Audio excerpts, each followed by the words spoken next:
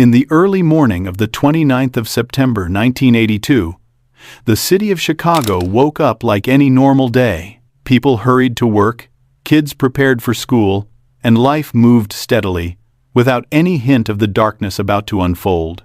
But within hours, everything would change. A simple painkiller, something millions trusted, was about to become the center of one of the most shocking crimes in American history. 12-year-old Mary Kellerman wasn't feeling well. She had a cold, nothing serious. Her father, Dennis, did what any loving father would do. He reached into the medicine cabinet and grabbed a bottle of extra-strength Tylenol. Mary swallowed one capsule, then walked toward the bathroom. Moments later, Dennis heard a loud thud. He rushed to the door. "Mary, are you okay?" He pushed the door open and saw his little girl collapsed on the floor, still in her pajamas. By the time paramedics arrived, Mary was already gone. Doctors were stunned. How could a healthy 12-year-old die so suddenly? They didn't know, and they wouldn't understand until more bodies began to fall. Only hours later, another emergency. 7-year-old Adam Janis, a postal worker, took 2 Tylenol capsules for a headache. Moments later, he collapsed in front of his family. Doctors tried everything, but Adam died on the hospital bed. His devastated family gathered at his home to comfort one another, not knowing that something inside the house was waiting for them too. Adam's brother Stanley also had a headache from the stress. He took 2 Tylenol. Minutes later, he fell to the floor. His wife Teresa, panicked and confused, also took Tylenol to calm down her own headache. Within minutes, she collapsed too. Both of them were rushed to the same hospital where Adam had just died. Doctors fought for their lives, but the results were the same. 3 deaths, all from the same family, all within hours. Something was terribly, terribly wrong. Public health nurse Helen Jensen arrived at the Janis home. She expected to find carbon monoxide or spoiled food, something obvious. But the house was normal. Then she saw it. A bottle of Tylenol on the counter. She opened it, counted the capsules. 6 were missing. And 3 people were dead. "It's the Tylenol," she said instantly. Everyone dismissed her at first. How could a normal painkiller kill 3 people instantly? But Jensen didn't back down. She took the bottle to the hospital and told doctors again, "It's the Tylenol." And soon, more reports came in. Mary Lynn Reiner, a 7-year-old mother who had just given birth, suddenly collapsed after taking Tylenol. She didn't survive. 5-year-old Mary Sue McFarland also fell ill at work after taking Tylenol. She died hours later. Something was poisoning innocent people in random parts of Chicago. And it was inside bottles, sitting in millions of homes. Authorities acted fast. Investigators smelled the capsules and caught the scent of bitter almonds, a sign of cyanide. Tests confirmed it. The Tylenol capsules had been filled with deadly potassium cyanide, enough to kill instantly, enough to cause chaos. When the news broke, America went into absolute fear. People rushed to throw away Tylenol bottles. Hospitals, police, and government agencies issued warnings. Johnson & Johnson, the company behind Tylenol, pulled 31 million bottles off the shelves. It was one of the biggest recalls in history. But the killer wasn't done yet. Flight attendant Paula Prince, 35 years old, bought a bottle of Tylenol on her way home after a trip.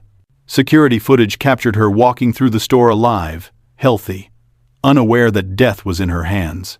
The next day, she didn't show up for her flight. Police found her dead on the floor of her apartment. The Tylenol bottle sat on her vanity, 1 capsule missing. In the corner of the security footage, from Paula's purchase, stood a mysterious, bearded man, watching. To this day, no one knows who he was. A 15-agency task force formed, including 26 FBI agents. But this wasn't a normal murder case. There were no fingerprints, no witnesses, no patterns, no connection between victims. They didn't know if the killer worked at the factory, at the stores, or if he was walking aisle to aisle poisoning bottles at random. The more they investigated, the stranger it became. The tainted bottles weren't from the same factory. They weren't shipped together. They didn't travel the same route. This meant only one thing. The killer tampered with the bottles after they reached the stores. Someone walked into different pharmacies, opened sealed Tylenol bottles, filled capsules with cyanide, and placed them back on the shelves. A random, unpredictable act of mass murder. One suspect, Roger Arnold, was reported for talking about killing people with white powder. Police looked at him closely, but they couldn't link him to the crime. But something tragic happened. Arnold, angry that a bar owner reported him, accidentally shot the wrong man, an innocent bystander. He went to prison, but investigators never found evidence linking him to the poisonings. Then the case took a new turn. Johnson & Johnson received a ransom letter demanding $1 million to stop the killings. Another letter was sent to the White House, threatening President Reagan. Police traced the letters to a man named James Lewis. Lewis had a dark past, accused of murder in 1978. Though the charges were dropped, he admitted writing the letters, but said he only wanted to help police by suggesting how the killer operated.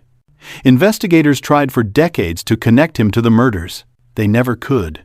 Lewis went to prison, but only for extortion, not murder. After the Tylenol murders, over 270 product tampering reports flooded the country. Pins hidden in candy, razor blades in food, chemicals in drinks. Most were hoaxes, but the fear was real. Parents inspected every Halloween candy. Stores added cameras. Companies redesigned packaging. America had changed forever. Despite decades passing, investigators refused to let the case die. In 2010, they exhumed Roger Arnold's body for DNA, but it didn't match. Only one suspect remained alive: James Lewis. The FBI launched a deep undercover operation. A female agent posed as a journalist writing a book on the murders. Lewis agreed to meet her. He talked and talked, and even described how someone could poison Tylenol in stores. It wasn't a confession, but it was chilling. Agents searched his home in 2009. They collected DNA. Another dead end. No match. A new theory emerged years later.